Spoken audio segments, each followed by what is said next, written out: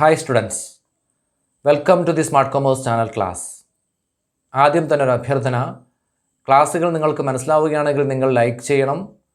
ഉപകാരപ്രദം തോന്നുമെങ്കിൽ മറ്റുള്ളവർ കൂടി പരമാവധി ഷെയർ ചെയ്യണം.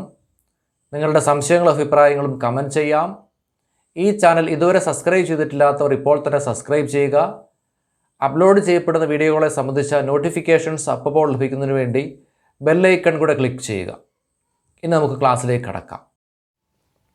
Financial accounting 1 module 1 preparation of financial statements നമ്മൾ പഠിച്ചു തുടങ്ങുകയാണ്. ഹയർ സെക്കൻഡറിക്ക് കോമേഴ്സ് അല്ലാതിരുന്ന സ്റ്റുഡൻസിന് അക്കൗണ്ടിങ്ങിൻ്റെ ബേസിക്സ് പഠിക്കുന്നതിന് അങ്ങനെയുള്ള സ്റ്റുഡൻസിനെ ഉദ്ദേശിച്ചുകൊണ്ട് തന്നെ അപ്ലോഡ് ചെയ്തിട്ടുള്ള വീഡിയോകളുണ്ട്. അത്തരം വീഡിയോകൾ നിങ്ങൾക്ക് വാച്ച് ചെയ്യാവുന്നതാണ്. കൂടാതെ +1 ക്ലാസ്സിലെ ആദ്യ എപ്പിസോഡുകൾ വാച്ച് ചെയ്താലും നിങ്ങൾക്ക് അക്കൗണ്ടിങ്ങിൻ്റെ ബേസിക്സ് അനായാസം പഠിച്ചെടുക്കാവുന്നതാണ്. ഇവിടെ ആദ്യത്തെ ടോപ്പിക് കൺസെപ്ച്വൽ ഫ്രെയിംവർക്ക്. അക്കൗണ്ടിങ്ങിന് ബേസ് ആയിട്ടുള്ള പ്രിൻസിപ്പിൾസും കൺസെപ്റ്റ്സും കൺവെൻഷൻസും ഒക്കെയാണ് ഇവിടെ പഠിക്കുന്നത്. ആദ്യം accounting concepts or assumptions. Accounting concepts or assumptions refer to certain assumptions or concepts on which the accounting system is based. Accounting സംവിധാനത്തിന് അടിസ്ഥാനമായിട്ടുള്ള ചില സങ്കല്പങ്ങൾക്കാണ് അക്കൗണ്ടിങ് കൺസെപ്റ്റ്സ് ഓർ അസംപ്ഷൻസ് എന്ന് പറയുന്നത്. The following are some of the major accounting concepts or assumptions. താഴെ പറയുന്നവയാണ് പ്രമുഖമായ ചില അക്കൗണ്ടിങ് സങ്കല്പങ്ങൾ. Number 1, accounting entity concept. Under this concept, it is assumed that business unit is distinct and separate from its owners. The business is treated as a unit or entity separate from the persons who own it. And therefore, the personal transactions of the owner are not recorded mixed with the transactions of the business. ഈ തത്വം അനുസരിച്ച് ഒരു business സ്ഥാപനത്തിന് അതിൻ്റെ ഉടമകളിൽ നിന്ന് വ്യത്യസ്തമായ ഒരു വ്യക്തിത്വം അല്ലെങ്കിൽ നിലനിൽപ്പുണ്ട് എന്നാണ് സങ്കല്പിക്കുന്നത്. എന്നു പറഞ്ഞാൽ ഈ സങ്കല്പം അനുസരിച്ച് ബിസിനസ് സ്ഥാപനവും അതിൻ്റെ ഓണേഴ്സും രണ്ടാണെന്നാണ് സങ്കല്പിക്കുന്നത്. അതുകൊണ്ട് ഓണേഴ്സിൻ്റെ വ്യക്തിപരമായ ഇടപാടുകൾ ബിസിനസ് സ്ഥാപനത്തിൻ്റെ അക്കൗണ്ട് ബുക്കുകളിൽ മിക്സ് ചെയ്ത് രേഖപ്പെടുത്താറില്ല. Number 2, money measurement concept. This is also known as the concept of monetary expression. As per this concept, transactions that can be measured in terms of money only are recorded in the books of account. ഈ കൺസെപ്റ്റിനെ monetary expression concept എന്നുകൂടെ വിളിക്കുന്നു. ഈ concept അനുസരിച്ച് പണത്തിൻ്റെ അടിസ്ഥാനത്തിൽ അളന്നു തിട്ടപ്പെടുത്താൻ സാധിക്കുന്ന ഇടപാടുകൾ മാത്രമേ അക്കൗണ്ട് ബുക്കുകളിൽ രേഖപ്പെടുത്തുന്നുള്ളൂ. എന്ന് പറഞ്ഞാൽ ഈ കൺസെപ്റ്റ് അനുസരിച്ച് എത്ര തുകയ്ക്കുണ്ട് എന്ന് അളന്നു തിട്ടപ്പെടുത്താൻ സാധിക്കുന്ന ഇടപാടുകൾ മാത്രമേ അക്കൗണ്ട് ബുക്കുകളിൽ രേഖപ്പെടുത്തുന്നുള്ളൂ. എന്ന് പറഞ്ഞാൽ ഇടപാടുകളുടെ തുകയാണ് അക്കൗണ്ട് ബുക്കുകളിൽ രേഖപ്പെടുത്തുന്നത്, അല്ലാതെ അവയുടെ അളവല്ല, എണ്ണമോ തൂക്കമോ അല്ല. Number 3, going concern concept. As per this concept, the business unit is assumed to have an indefinite life. It is deemed that there is no intention to wind up the business in the immediate future. Hence, the firm is treated as a continuing one for long. ഈ concept അനുസരിച്ച് ഒരു business സ്ഥാപനത്തിന് അനിശ്ചിതമായൊരു life ഉണ്ട്. എന്ന് പറഞ്ഞാൽ ഒരു business സ്ഥാപനം പെട്ടെന്നുള്ള ഭാവിയിൽ അടച്ചു പൂട്ടാൻ ഉദ്ദേശിക്കുന്നതായി സങ്കല്പിക്കുന്നില്ല. എന്ന് പറഞ്ഞാൽ ഒരു ബിസിനസ് സ്ഥാപനം ഒരു ദീർഘകാലത്തേക്ക് തുടരുന്നു എന്നാണ് ഈ കൺസെപ്റ്റ് കരുതുന്നത്. Next is accounting principles or conventions. Accounting principles or conventions refer to the principles to be followed by accountants all over the world. ലോകത്താകമാനമുള്ള അക്കൗണ്ടന്റുമാർ ഫോളോ ചെയ്യേണ്ടതായിട്ടുള്ള തത്വങ്ങൾക്കാണ് അക്കൗണ്ടിംഗ് പ്രിൻസിപ്പിൾസ് അല്ലെങ്കിൽ കൺവെൻഷൻസ് എന്ന് പറയുന്നത്. The following are the major principles of accounting. താഴെ പറയുന്നവയാണ് പ്രമുഖ അക്കൗണ്ടിംഗ് തത്വങ്ങൾ. Number 1, dual aspect. This is the basic principle of accounting. This is also known as accounting equivalence concept. According to this concept, each and every business transaction has two aspects, a giving aspect and a receiving aspect, or a credit account and a debit account. The dual aspect concept says that For every debit, there is an equal and corresponding credit. അക്കൗണ്ടിങ്ങിൻ്റെ ഏറ്റവും അടിസ്ഥാന തത്വമാണിത്. ഈ തത്വത്തെ accounting തുല്യതാ തത്വം എന്നുകൂടെ വിളിക്കുന്നു. ഈ concept അനുസരിച്ച് ഒരു ബിസിനസ് സ്ഥാപനത്തിൽ നടക്കുന്ന എല്ലാ വ്യാപാര ഇടപാടുകളിലും രണ്ട് വശങ്ങളുണ്ട്. ഒന്ന് കിട്ടുന്ന വശം അല്ലെങ്കിൽ ഡെബിറ്റ് അക്കൗണ്ട്, രണ്ട് കൊടുക്കുന്ന വശം അല്ലെങ്കിൽ ക്രെഡിറ്റ് അക്കൗണ്ട്. എല്ലാ ഡെബിറ്റുകൾക്കും തുല്യവും സമാനവുമായ ക്രെഡിറ്റുകളും ഉണ്ടായിരിക്കും എന്നാണ് ഈ തത്വം പറയുന്നത്. Let's take some business transactions as examples. Number 1, purchased furniture. In this transaction, there are two aspects. One is receiving aspect or debit account and another is giving aspect or credit account. While furniture is purchased, furniture is received or furniture comes in. That is receiving aspect or debit account there. At the same time, cash goes out. That is the giving aspect or credit account in this transaction. Another example, sold machinery. Cash is received or cash comes in. That is the debit account or receiving aspect in this transaction. At the same time, machinery goes out. That is the giving aspect or credit account in the transaction. Furniture വാങ്ങി എന്നുള്ളതാണ് ആദ്യത്തെ transaction. Furniture വാങ്ങുമ്പോൾ furniture സ്വീകരിക്കുന്നു അല്ലെങ്കിൽ furniture വരുന്നു. അതാണ് ഈ ഇടപാടിലെ receiving aspect അല്ലെങ്കിൽ ഡെബിറ്റ് അക്കൗണ്ട്. അതേസമയം ഫർണിച്ചർ വാങ്ങുമ്പോൾ ക്യാഷ് കൊടുക്കുന്നു അല്ലെങ്കിൽ ക്യാഷ് പുറത്തു പോകുന്നു. അതാണ് ഇവിടുത്തെ കൊടുക്കുന്ന ആസ്പെക്റ്റ് അല്ലെങ്കിൽ ക്രെഡിറ്റ് അക്കൗണ്ട്. രണ്ടാമത്തെ എക്സാമ്പിൾ, മെഷീനറി വിറ്റു. മെഷീനറി വിൽക്കുമ്പോൾ ക്യാഷ് വരുന്നു അല്ലെങ്കിൽ ക്യാഷ് റിസീവ് ചെയ്യുന്നു. അതാണ് ഇവിടുത്തെ റിസീവിങ് ആസ്പെക്റ്റ് അല്ലെങ്കിൽ ഡെബിറ്റ് അക്കൗണ്ട്. അതേസമയം മെഷീനറി പോകുന്നു. അതാണ് ഇവിടുത്തെ ക്രെഡിറ്റ് അക്കൗണ്ട് അല്ലെങ്കിൽ giving aspect. Now the second principle is variability and objectivity principle.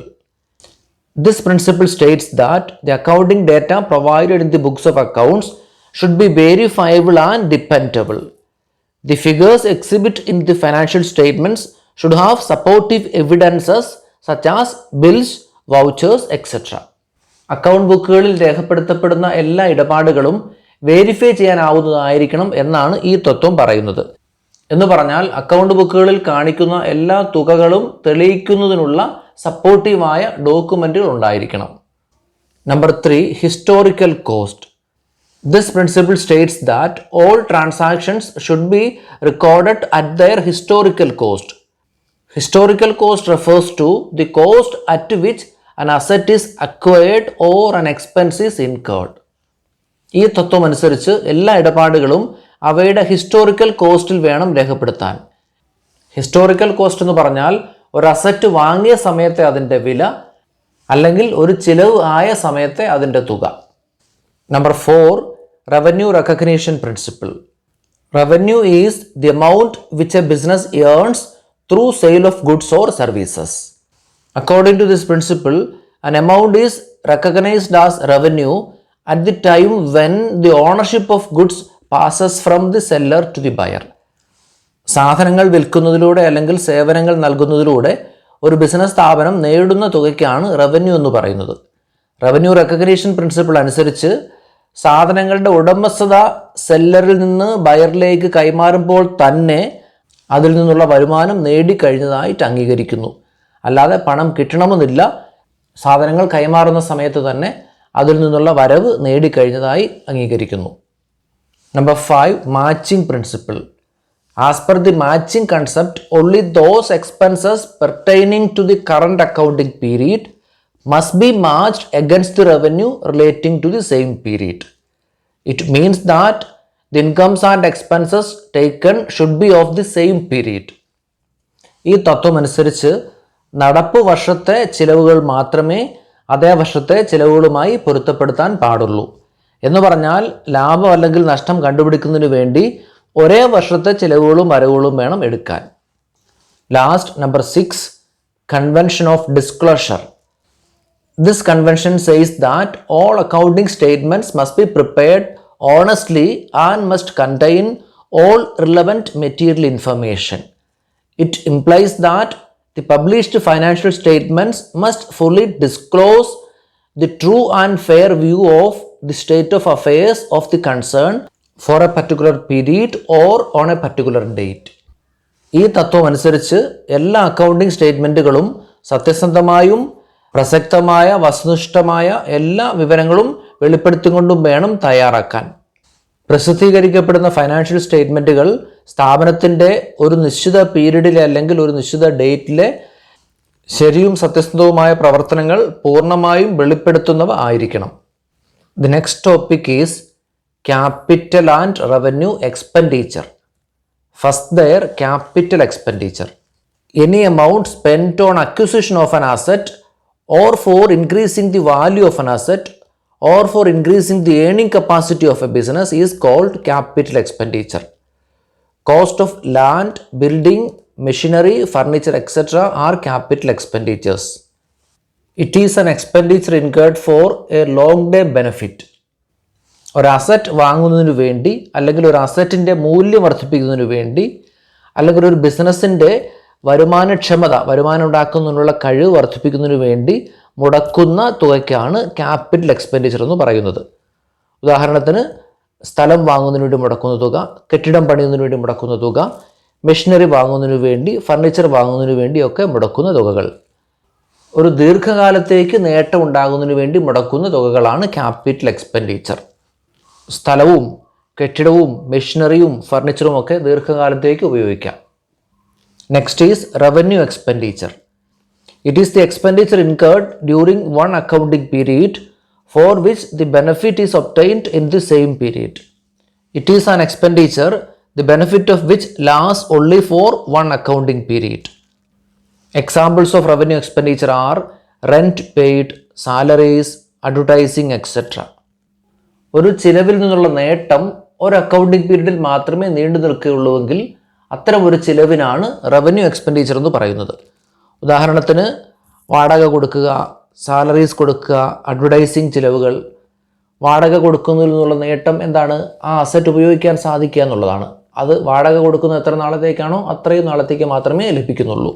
അതുപോലെ സാലറീസ് കൊടുക്കുന്നതിന് വേണ്ടിയാണ്, ആ എംപ്ലോയിയിൽ നിന്നുള്ള സർവീസ് ലഭിക്കുന്നതിന് വേണ്ടിയാണ്. എത്ര നാളത്തേക്കുള്ള സാലറിയാണോ കൊടുക്കുന്നത് അത്രയും നാളത്തേക്കുള്ള സർവീസുമേ തിരിച്ച് ലഭിക്കുന്നുള്ളൂ. Next is capital receipt. It is the amount received from the sale of fixed assets. It is the amount received which can be used as capital for a long period in the business. Fixed assets വാങ്ങുന്നതിന് വേണ്ടി മുടക്കുന്ന തുകയെ capital expenditure നമ്മൾ വിളിച്ചു. അങ്ങനെയെങ്കിൽ ആ fixed assets വിൽക്കുമ്പോൾ കിട്ടുന്ന തുകയെ capital receipt എന്ന് വിളിക്കാം. ഈ തുക ക്യാപിറ്റലായി ഒരു ദീർഘകാലം സ്ഥാപനത്തിന് ഉപയോഗിക്കാവുന്നതാണ്. അതുകൊണ്ട് സ്ഥാപനത്തിന് ലഭിക്കുന്ന മൂലധനമായി ദീർഘകാലത്തേക്ക് സ്ഥാപനത്തിന് ഉപയോഗിക്കാനാവുന്ന തുകയ്ക്കാണ് ക്യാപിറ്റൽ റെസിപ്റ്റ് എന്ന് പറയുന്നത്. Next is revenue receipts. Amount received during the course of trading operations are called revenue receipts. Receipts from sale of goods, rent received, interest received, etcetera are examples of revenue receipts. കച്ചവട പ്രവർത്തനങ്ങളുടെ ഭാഗമായി ലഭിക്കുന്ന തുകയ്ക്കാണ് revenue receipts എന്ന് പറയുന്നത്.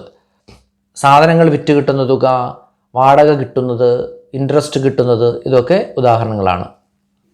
Next is capital loss. Capital loss is a loss arising on raising capital or loss arising on acquisition of a business or on sale of fixed assets. Mainly it is a loss on sale of fixed assets. മൂലധനം സമാഹരിക്കുമ്പോൾ അല്ലെങ്കിൽ ഒരു business വാങ്ങുമ്പോൾ അല്ലെങ്കിൽ fixed assets വിൽക്കുമ്പോൾ ഉണ്ടാകുന്ന നഷ്ടത്തിനാണ് capital loss എന്ന് പറയുന്നത്. പ്രധാനമായും ഫിക്സ്ഡ് അസറ്റ്സ് വിൽക്കുമ്പോൾ ഉണ്ടാകുന്ന നഷ്ടമാണ് ക്യാപിറ്റൽ ലോസ്. ഉദാഹരണത്തിന് ഒരു ഫിക്സ്ഡ് അസറ്റ് വിറ്റപ്പോൾ അത് അതിൻ്റെ ബുക്ക് വാല്യൂവിനേക്കാൾ എന്ന് പറഞ്ഞാൽ അത് വാങ്ങിയ വിലയേക്കാൾ കുറഞ്ഞ വിലയ്ക്ക് വിൽക്കേണ്ടി വന്നു, അതിലൂടെ ഒരു നഷ്ടമുണ്ടായി എങ്കിൽ ആ ഉണ്ടാകുന്ന നഷ്ടത്തിനാണ് ക്യാപിറ്റൽ ലോസ് എന്ന് പറയുന്നത്. Next is revenue loss. Revenue loss is the loss as part of the day-to-day functioning of the business. ബിസിനസ്സിൻ്റെ ദൈനംദിന പ്രവർത്തനങ്ങളുടെ ഭാഗമായി ഉണ്ടാകുന്ന നഷ്ടത്തിനാണ് റവന്യൂ ലോസ് എന്ന് പറയുന്നത്. Next is capital profit. Capital profit is the profit on raising capital or on acquisition of a business or on sale of fixed assets. Mainly it is the profit on sale of fixed assets. മൂലധനം സമാഹരിക്കുമ്പോൾ അല്ലെങ്കിൽ ഒരു business വാങ്ങുമ്പോൾ അല്ലെങ്കിൽ fixed assets വിൽക്കുമ്പോൾ ഉണ്ടാകുന്ന ലാഭത്തിനാണ് capital profit എന്ന് പറയുന്നത്. പ്രധാനമായും ഫിക്സഡ് അസറ്റ്സ് വിൽക്കുമ്പോൾ ഉണ്ടാകുന്ന ലാഭത്തിനാണ് ക്യാപിറ്റൽ പ്രോഫിറ്റ് എന്ന് പറയുന്നത്. ഉദാഹരണത്തിന് ഒരു ഫിക്സഡ് അസറ്റ് വിറ്റപ്പോൾ അത് അതിൻ്റെ ബുക്ക് വാല്യൂവിനേക്കാൾ, അത് വാങ്ങിയ വിലയേക്കാൾ കൂടിയൊരു വിലയ്ക്ക് അത് വിൽക്കാൻ സാധിച്ചെങ്കിൽ അങ്ങനെ ഉണ്ടാകുന്ന ലാഭത്തിനാണ് ക്യാപിറ്റൽ പ്രോഫിറ്റ് എന്ന് പറയുന്നത്. Next is revenue profit. Revenue profit is the profit as part of the day-to-day functioning of the business. ദൈനംദിന ബിസിനസ്സിന്റെ ഭാഗമായി ഉണ്ടാകുന്ന ലാഭത്തിനാണ് റവന്യൂ പ്രോഫിറ്റ് എന്ന് പറയുന്നത്. Next is deferred revenue expenditure. It is an expenditure of A revenue nature, the benefit of which last for more than one accounting year. It shows the characteristics of both capital and revenue expenditure. Examples R: number 1, advertisement of usually high amount. Number 2, cost of shifting business to a more advantageous location. Number 3, unusually high amount of cost of maintenance of machinery, etc. ഇത് revenue സ്വഭാവത്തിലുള്ളൊരു എക്സ്പെൻഡിച്ചറാണ്. എന്നാൽ ഈ എക്സ്പെൻഡിച്ചറിൽ നിന്നുള്ള നേട്ടം ഒരു വർഷത്തിൽ കൂടുതൽ പീരീഡിലേക്ക് നീണ്ടു നിൽക്കും. അപ്പോൾ ക്യാപിറ്റൽ സ്വഭാവവും റവന്യൂ സ്വഭാവവും കാണിക്കുന്ന ഒരു എക്സ്പെൻഡിച്ചറാണിത്. ഉദാഹരണങ്ങൾ: 1, വലിയ തുക മുടക്കിയുള്ള പരസ്യം. വലിയ തുക മുടക്കി നടത്തുന്ന പരസ്യങ്ങളിൽ നിന്നുള്ള നേട്ടം ദീർഘകാലത്തേക്ക് നീണ്ടു നിൽക്കും. 2, കൂടുതൽ ഗുണകരമായിട്ടുള്ളൊരു ലൊക്കേഷനിലേക്ക് ബിസിനസ് മാറ്റുന്നതിന് വേണ്ടി വരുന്ന ചിലവ്. കൂടുതൽ ഗുണകരമായിട്ടുള്ള ഒരു ലൊക്കേഷനിലേക്ക് ബിസിനസ് മാറ്റുമ്പോൾ അതിൽ നിന്നുള്ള നേട്ടം ദീർഘകാലത്തേക്ക് നീണ്ടു നിൽക്കും. 3, ഒരു മെഷീനറി മെയിൻ്റനൻസ് ചെയ്യുന്നതിന് അസാധാരണമായി മുടക്കേണ്ടി വരുന്ന തുക. ഒരു മെഷീനറി മെയിൻ്റനൻസ് ചെയ്യുന്നതിന് അസാധാരണമായൊരു തുക മുടക്കേണ്ടി വന്നാൽ ആ മെഷീനറി ദീർഘകാലത്തേക്ക് ഉപയോഗിക്കാൻ സാധിക്കും. The next topic is accounting standards. Accounting standards are guidelines regarding the principles to be followed in the preparation of financial statements throughout the world.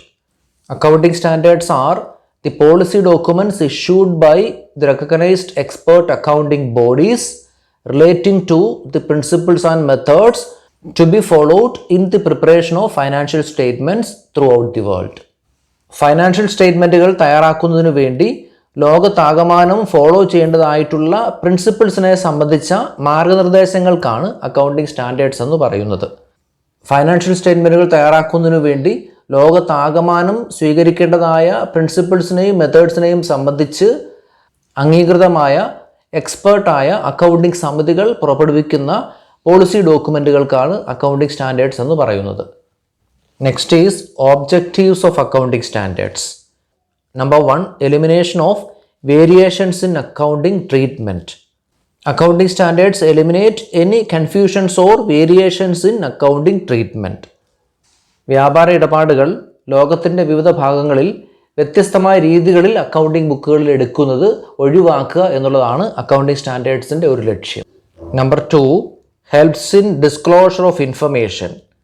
Accounting standards make it compulsory to disclose certain information beyond what is required by law. നിയമം ആവശ്യപ്പെടുന്നതിനേക്കാൾ കൂടുതൽ ചില കാര്യങ്ങൾ accounting standards അനുസരിച്ച് കമ്പൽസറിയായി വെളിപ്പെടുത്തേണ്ടി വരുന്നു. അതുകൊണ്ട് അത്തരത്തിലുള്ള ചില കാര്യങ്ങൾ കമ്പൽസറി ആയിട്ട് വെളിപ്പെടുത്താൻ സഹായിക്കുക എന്നുള്ളതാണ് അക്കൗണ്ടിംഗ് സ്റ്റാൻഡേർഡ്സിൻ്റെ മറ്റൊരു objective. Number 3, helps in comparison of financial statements. Accounting standards facilitate comparison of financial statements of different companies situated at different places. വിവിധ സ്ഥലങ്ങളിലുള്ള വിവിധ കമ്പനികൾ അക്കൗണ്ടിംഗ് സ്റ്റാൻഡേർഡ്സ് അനുസരിച്ച് അവരുടെ ഫൈനാൻഷ്യൽ സ്റ്റേറ്റ്മെൻറ്റുകൾ ഒരുപോലെ പ്രിപ്പയർ ചെയ്യുന്നതുകൊണ്ട് അവ കമ്പയർ ചെയ്യാൻ സാധിക്കുന്നു. Number 4, helps to increase the confidence of investors. With the preparation of financial statements as per accounting standards, window dressing of the statements can be reduced, which in turn will improve the confidence of investors. Financial സ്റ്റേറ്റ്മെൻറ്റുകൾ accounting standards അനുസരിച്ച് തയ്യാറാക്കപ്പെടുന്നത് കൊണ്ട് window dressing എന്ന് പറഞ്ഞാൽ യഥാർത്ഥ അവസ്ഥയേക്കാൾ കൂടിയൊരവസ്ഥ കാണിക്കുക എന്നുള്ളത്. യഥാർത്ഥ ലാഭത്തേക്കാൾ അല്ലെങ്കിൽ സാമ്പത്തിക നിലയേക്കാൾ കൂടിയൊരു പ്രോഫിറ്റ് അല്ലെങ്കിൽ സാമ്പത്തിക നില കാണിക്കുക എന്നുള്ളത് ഒഴിവാക്കുന്നു. അത് നിക്ഷേപകരുടെ ആത്മവിശ്വാസം വർദ്ധിപ്പിക്കുന്നതിന് സഹായിക്കുകയും ചെയ്യുന്നു. Last point number 5, helps to reduce fluctuations in the value of shares. Manipulation in accounting to cheat investors can be reduced on preparing the financial statements following accounting standards, which will in turn reduce fluctuations in the value of shares. Financial സ്റ്റേറ്റ്മെൻറ്റുകൾ accounting standards അനുസരിച്ച് തയ്യാറാക്കുന്നത് കൊണ്ട് ഇൻവെസ്റ്റേഴ്സിനെ cheat ചെയ്യുന്നതിനു വേണ്ടി അക്കൗണ്ടിങ്ങിൽ കൃത്രിമം കാണിക്കുന്നത് ഒഴിവാക്കപ്പെടുന്നു. അതുകൊണ്ട് അത് ഷെയറുകളുടെ വിലയിലുണ്ടാകുന്ന മാറ്റകേറ്റങ്ങൾ കുറയ്ക്കുകയും ചെയ്യുന്നു. അടുത്ത ക്ലാസ്സുമായി അടുത്ത എപ്പിസോഡിൽ നമുക്ക് വീണ്ടും കണ്ടുമുട്ടാം. അതുവരേക്കും ബൈ.